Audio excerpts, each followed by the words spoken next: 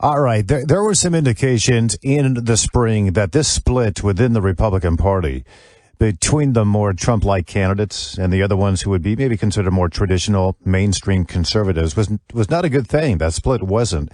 So we got Donald Trump. The candidates that he endorsed, they did very well in the primaries, but they were not general election midterm successes for the most part. And at the same time, Kevin, we had this rising star within the firm conservative portion of the Republican Party in Ron DeSantis with a huge red wave in that state. So this has got to not sit well, you wouldn't imagine, with Donald Trump. And there are questions now that are arising about his political future. I could just imagine him on election night steaming around, walking around Mar-a-Lago in his robe, just angry. Donald Trump was not on the ballot, but many say he was the biggest loser of the night, Tom. Candidates he backed lost, as you mentioned. Georgia may decide who controls the Senate, and the Republican lieutenant governor of Georgia, Jeff Duncan, said, I can't imagine anybody would think that Donald Trump would be a tailwind to Herschel Walker's campaign in a runoff scenario.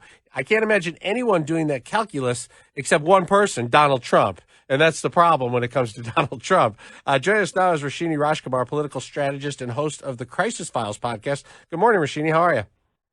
Good morning, Kevin. I love that visual of Donald in his robe. I don't. So Donald Trump, he's having a big announcement on Tuesday, Roshini. If you were coaching Donald Trump on this big announcement, what do you think he should say, and then what do you think he will say?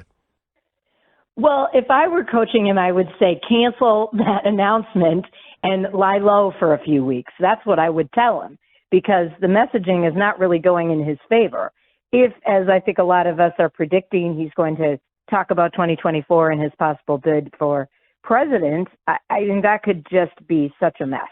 I don't know, regardless of your party, I think we can all agree another Donald Trump presidency is not a good idea, not only the presidency, but an election bid for it and all of the craziness that would go along with that. So I think if, let's just say he is going to still have that announcement, I think he should try to do something that would unite the country. Maybe it is an opportunity for him to say to the Republicans who are very aligned with him, hey, we got to come together as a party, in his words.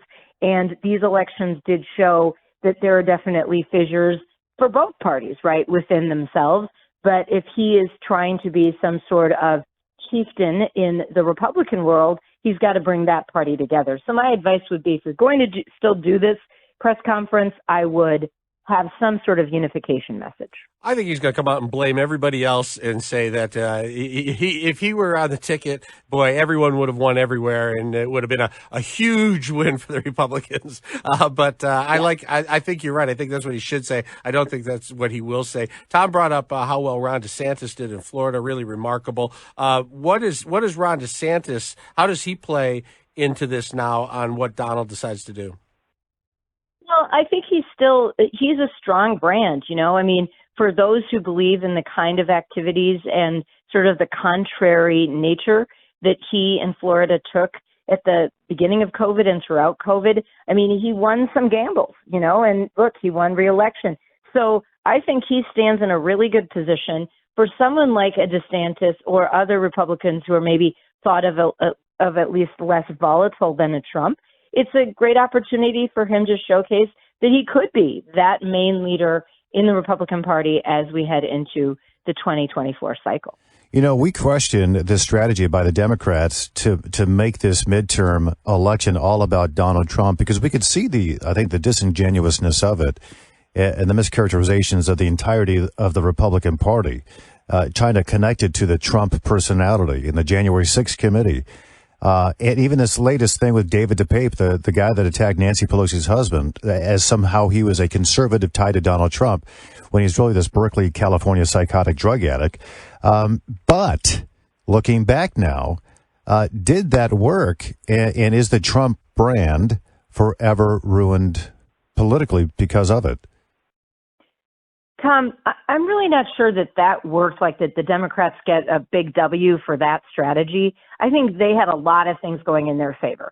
They had those that were really concerned about whether the right, free choice, the right to an abortion would be protected across the country.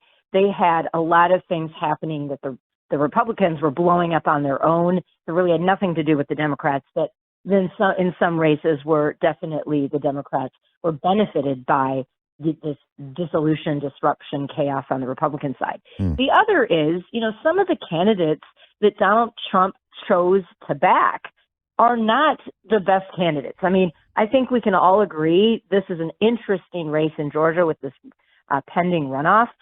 I was stunned to hear some of the things Herschel Walker was saying, and that Trump kept on backing him. So, some of the candidate selection by Donald Trump is really the bigger win for the Democrats, in that Trump didn't always select the best candidate, and that is why some of those races went the way they did. But the Democrats really need to look within and figure out what they're doing, because they kind of lucked out that the country wasn't totally voting on economy, because we are in, and as in some parts of the country already in, definitely facing a recession in 2023. All of the economists say that. And those who have that, the future casting going on, they've been talking about that. I've heard some of my clients that are talking with their own investors and the street are saying, we've never seen anything like this. What's coming ahead? So in a way, the Democrats lucked out that we weren't steep in a recession already as to why they got some of the wins that they got. Yeah, it is mind-blowing. They did seem to look out because there's so many dynamics that went into these midterms. Regarding the candidates and regarding the Donald Trump endorsements, I've heard the claim that Donald Trump has a lot of regrets about endorsing Dr. Oz in Pennsylvania, and he blames a lot of other people for that, even his wife. In that particular race, though, was the Trump endorsement a factor, or was it more that either Dr. Oz was a poor candidate, or is that Pennsylvania has become just this far left progressive voting bloc? Yeah, and maybe that's the case, Tom. I would almost say it's more that than anything else.